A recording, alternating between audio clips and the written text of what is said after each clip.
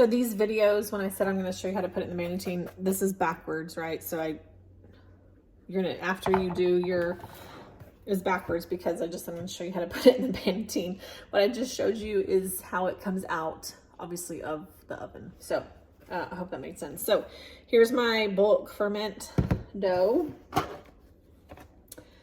And sometimes it'll do a little sticking on the around, but generally speaking, it's just a pretty good little dough to work with. I think I told you on the other one, it doesn't typically stick, and it's not really sticking. You just kind of sometimes have to work it out of here a little bit. You'll see some people like go like this, and it's like as it crawls out of there. This one's not really wanting to do that, so I'm just gonna kind of deflate it and work it out of here and onto the counter. I am not adding any flour to the counter. It's just a regular old counter here. There are lots of ways that you can, you know, do to form this into a sourdough loaf. I stick in maybe just a little bit, but it's not too bad. So I'm just going to kind of stretch it out. Hope you can see into sort of like a rectangle.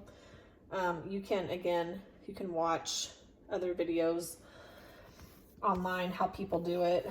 And I'm probably doing it wrong this whole time, but I just kind of stretch it out. I think y'all can see that pretty good.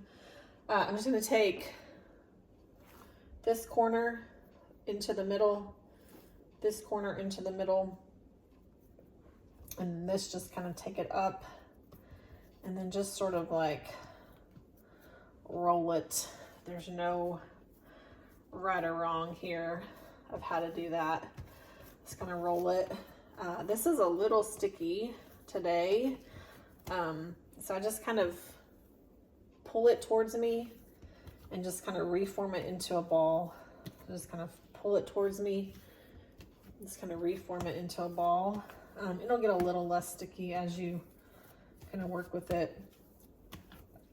So kind of pull it, just kind of reform it into a little ball here. There's people that do this way better than I'm doing it right now, but you get the general idea. You could leave it like this, like a little log, or you can just kind of rework it back into kind of a circle. So we're just kind of pulling it towards us and then refolding itself into itself until it's a little ball. So this is from bulk ferment into my Bannatyne to do the cold retard. I hate that word. I'll say that, keep saying that.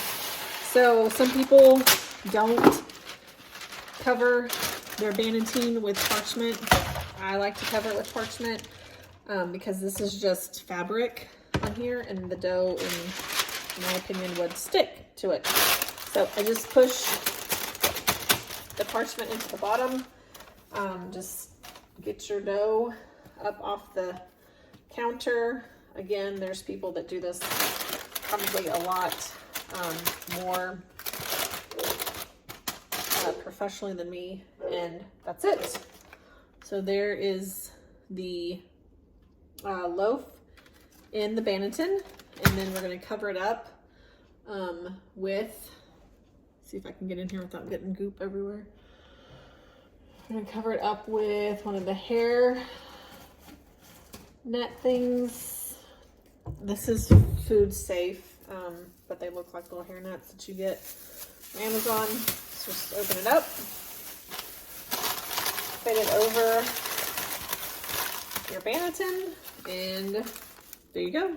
It's ready to just sit in the fridge for anywhere from a day to, 3 days. Again, this loaf that you just saw that was baked has sat in there for it's probably more like 7 days. So we are leaving to go out of town on Saturday, so I will probably bake this Friday, or I'll just tell my mom to grab it out of the fridge and she can take it home and bake it. So that's it. You stick it in your fridge.